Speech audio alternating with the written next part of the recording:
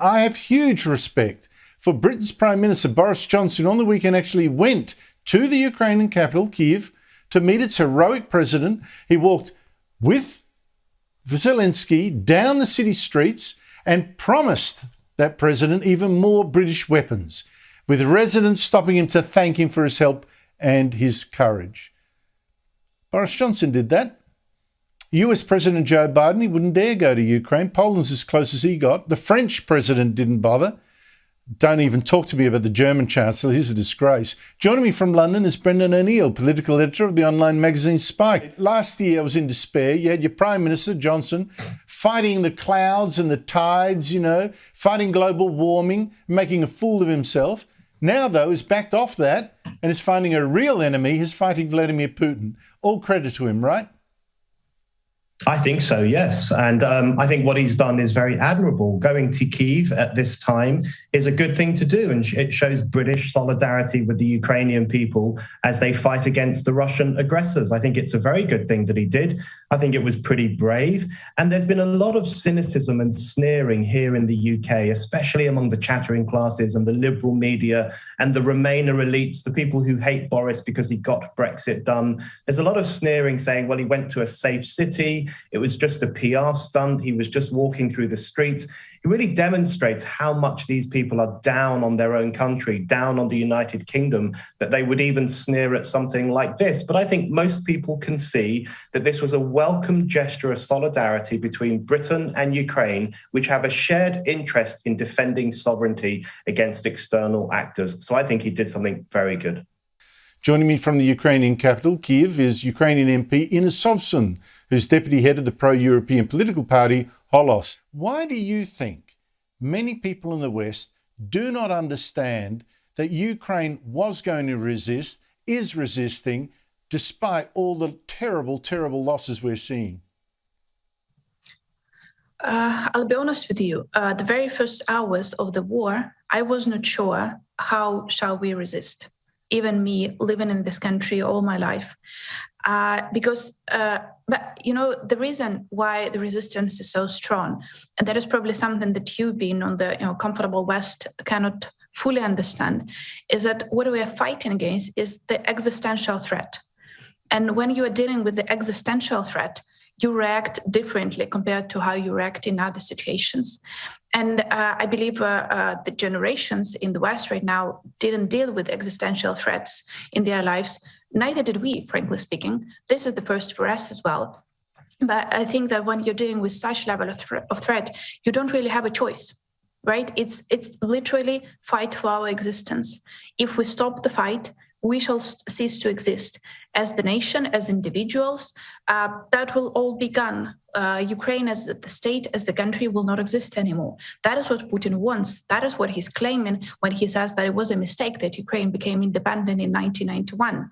But then he also hates the very basic values, which we, being as imperfect a democracy as we are, and I recognize that, but we still believe in those values, like the right to choose who is ruling the country, the right to, speak openly, to speak our mind. All of those are present here in Ukraine, and we got used to all of that in 30 years of Ukraine's independence. Again, no matter how imperfect Ukrainian democracy is, and I recognize all of that, but those are very basic things that we got used to, and that is why we are so afraid of losing them. I have monitored and written about ABC bias for quarter of a century.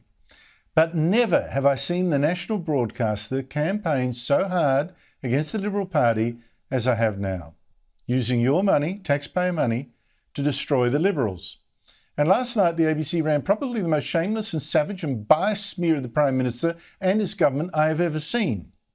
It was on the 7:30 program, the ABC's flagship current affairs show, which just makes it worse, and it ran for 8 minutes and claimed to be a review of the government's last 3 years.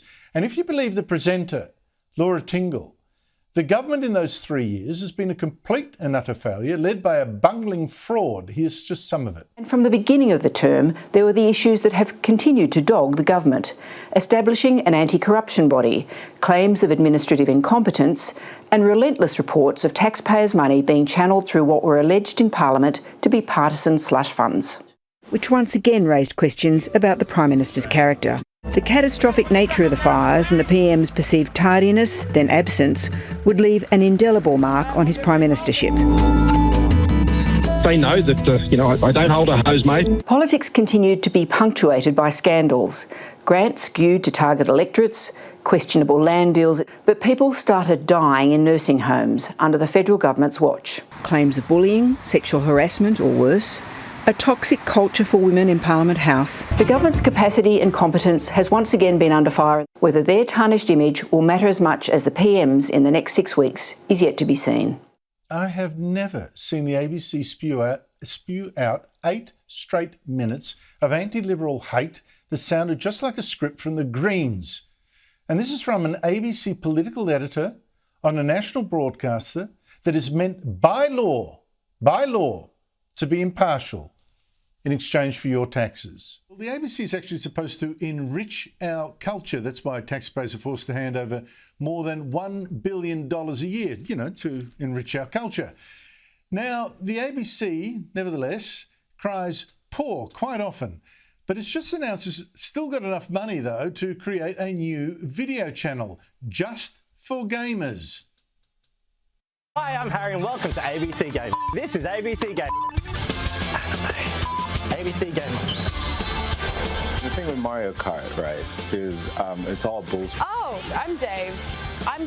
Locked in, I'll be Montaigne for a bit. Can we all agree that the best video game meme of all time is the PlayStation 1 Harry Potter Hagrid meme? At the moment we have to kill a sword-wielding guy that lets us attack the wizard with the special sword. Man, this story's so dumb. Now, Jack, can you explain to me why my money and your money and the viewers' money has been taken to pay for this kind of stuff? How does this fit into the ABC's charter? Incredible stuff. $1 billion budget, and they've never got too much money, do they? They're always saying they're going to have to lay off staff. They can't pay for strong regional journalism. They need the taxpayers to chip in more money. How dare the coalition put some kind of indexation freeze on them? And then they go and start a YouTube channel about video game reviews. It doesn't make any sense. This is part of the broader problem at the ABC with an increased effort to commercialise their content. The ABC was always supposed to be set up filling the gap in between coverage. It was supposed to be, and is often, a very great news service for the regions. But why is it trying to compete with traditional media outlets? And in this case, it's not even competing with traditional media outlets. It's internet niche bloggers in the video game industry. It doesn't make any sense why the ABC would want to review video game content, which is essentially what it is. I mean, are they going to be reviewing household appliances, telling Australians which toasters to buy? It seems completely inappropriate for what the actual ABC was set up to do in the first place. Now, the recent rallies that I've seen of climate independence in Kooyong, for instance, running against Treasurer Josh Frydenberg, and Goldstein running against Tim Wilson, they've been actually very big. How much success do you think these climate independents will have? This is a very tricky question to assess, Andrew. I'd say that there's a lot of support for them. There is a degree of a really spontaneous movement here. In a lot of these well-off electorates, there's strong support among professional, well-paid and highly intelligent women who were dissatisfied with the political system, dissatisfied with the Morrison government, want a stronger commitment to climate change and a National Integrity Commission. The polling would indicate they're doing fairly well. There's 6 weeks to go in this election campaign. What I'd say is, so far I think that they've had a very favourable media and they haven't been subjected to much scrutiny. We'll have to see what happens over the course of this next 6 weeks. But what I'd say at the moment is they are a very significant threat to a number of senior Liberals. I don't think I've ever seen a party's election campaign self-destruct as fast and completely as Anthony Albanese's. I even feel sorry for the Labor leader. If it wasn't for this fact, Albanese is campaigning to be your Prime Minister, and there is no excuse for him being so unprepared for such a serious job. Let's have a look at how his campaign has gone so far. Day one, Monday, Albanese couldn't tell us the most basic economic facts, including even the most important of all. What is our unemployment rate. Sorry, I'm not sure what it is. Day 2 of the campaign, Tuesday, Albanese was under huge pressure from journalists who were rightly amazed that he didn't know such basic stuff when he was wanting to run the country. And in desperation, he made this claim to try to make them think he wasn't a complete idiot on economics. I have an economics degree from Sydney University. I studied both orthodox economics and political economy. I spent 4 years there doing it, and then I became an economic policy advisor to the Hawke government. Well, day 3 today, it just got worse for him. Turns out Albanese never was an economics advisor to the Hawke government. He was a research officer. And for one of its most left-wing ministers, Tom Uren, a junior minister, wasn't in charge of any economic portfolio. Try local government. In fact, Tom Uren, with Albanese's help, didn't develop the Hawke government's economic reforms at all. These guys fought them. They thought those reforms were sellouts. So today that meant yet another day of tough questions for Albanese from the media. Do you think that your role as a research officer for Tom Uren really constitutes an economic advisor to the Hawke government? And how do you reconcile your opposition to major economic reforms at the time with your attempts to align yourself with them now? I was employed as an economic policy advisor to a minister in the Hawke government. That's not a surprise, that's just a fact. But a joke. Albanese's team is now so shell-shocked, and he too, that they've decided to protect him by making his press conferences as short as possible to avoid more bungles. Today's lasted just 6 minutes. 6.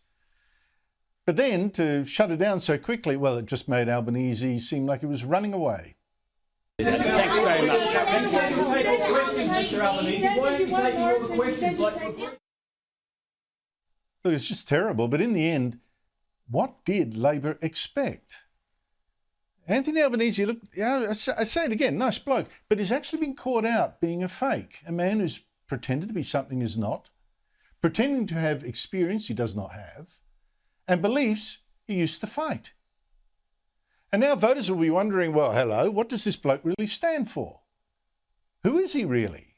I mean, here is someone who's been part of Labor's hard left for decades, used to fight the Liberal spending cuts and some of its tax cuts, and now is telling us he's actually an economic conservative? Labor will get spending under control so we can keep taxes low. And the reason this is now exploded in Labor's face is that Albanese is, and this is no surprise, struggling now to sell himself as genuine. In fact, struggling to sell himself as at all.